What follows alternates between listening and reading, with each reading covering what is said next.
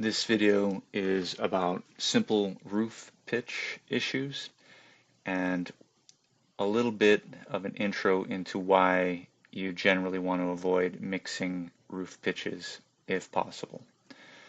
So this is a rough mock-up of a very simple standard kind of roof pitch setup. It's a boring house with no windows. So all of these roof pitches are exactly the same. This is a 3 and 12 roof pitch. Frequently in the US we use some ratio, although you can convert that into a percentage. And the side effect of the way it's done, this is just approximate, but it works out fairly nicely in that the wall is the same height all the way around when you do a really simple project. And in plan view, these angles tend to be nice, easy 90-degree angles. And in plan view, the hips right there tend to be 45 degrees. The valley right there tends to be 45 degrees. There's a few other things to start to happen. What works out nicely is if the overhang, the distance from the wall to this fascia board out here, if that is the same, then this all lines up pretty nicely. And there's a bunch of different approaches for how to handle different cuts. But when it's all done with the same pitch and the same height wall, this is just sort of partway worked through. This part of the wall here, called the double top plate, is easy to handle because these roof pitches are the same and the overhangs all line up. Occasionally, for some reason, if you're doing a renovation or something, you may run into an issue where someone wants to do a different roof pitch than the existing house, or you try to do the same pitch, but the old house has started to sag.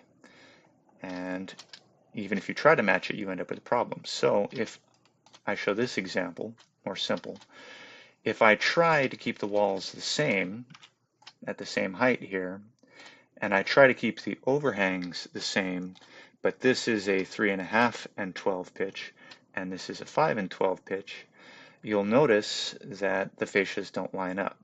Now, you can do a whole bunch of things here, but none of them is particularly satisfactory. You can try and bring that out at a different distance, a whole bunch of things to do.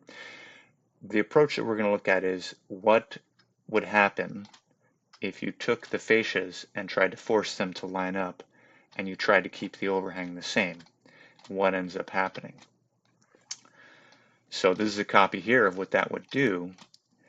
You keep the fascias the same. You've got two different slopes. This is the 3.5 and 12, and that's the 5 and 12. And right away you can see there's a whole bunch of other problems that would have to be addressed. We'll ignore those for now. But what you can see is here's a common rafter right there, and there's a little cut that they do. I'll show a little more detail. And here's another common rafter, and there's a little cut. They call that the bird's mouth, or there's a little seat cut that is made. And you can see that the top plates are not lining up. So this is a generic speed square manual. In the manual, there's a whole bunch of things. There's hip and valley rafters, and then there's common rafters, and there's degrees, and then there's ratios of 5.5 and 12, or what have you. To keep it really simple, we'll look at a common rafter, and that little overhang there, I will give you that exact dimension. We won't worry about material thickness. We'll keep it very simple.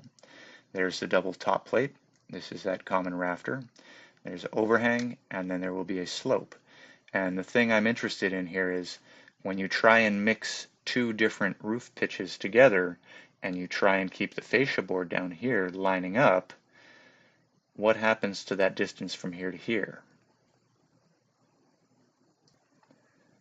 So going back to the model here, I'm going to ignore the complexity of the thickness of the materials of this sheathing and all this kind of stuff. And what I'm going to do is I will take a section cut right there through that common rafter looking that way.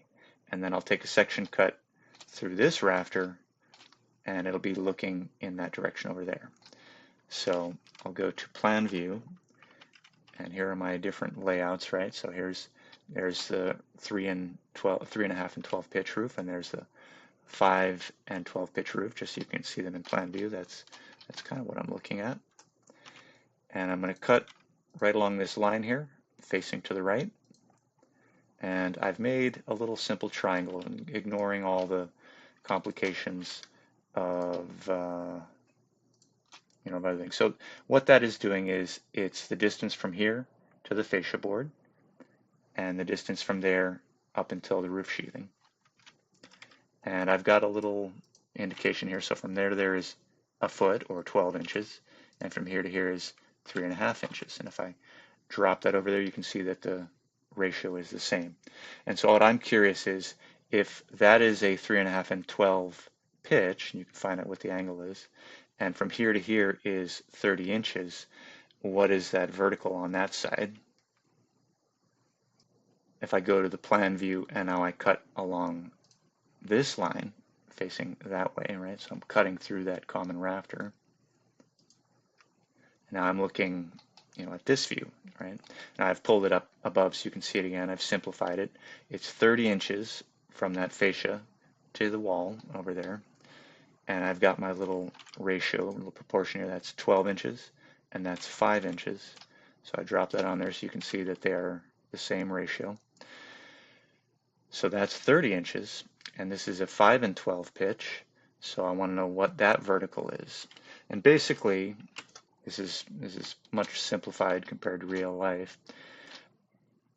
What I'm curious about is, what is the difference in height from that wall to that wall right there? And if I highlight them, you can kind of get a sense. You can kind of see them shining through, right? You see that they're different, and that there's ways to fiddle with this and try and solve the problem.